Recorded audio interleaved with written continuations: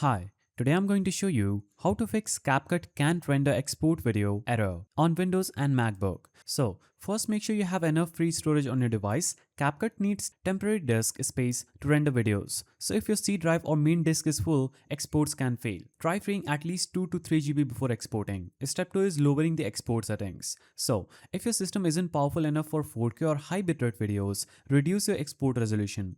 Click Export. Now choose Resolution. And here you'll have to choose least resolution like 480, 720 or 1080p. Also set the frame rate to 30 fps. That is this one. Now rendering takes CPU and GPU resources. Close all unnecessary tabs, browser or other editing softwares. On Windows, you can open the Task Manager by pressing Ctrl Shift Escape to end background tasks. On Mac, use Activity Monitor to do the same.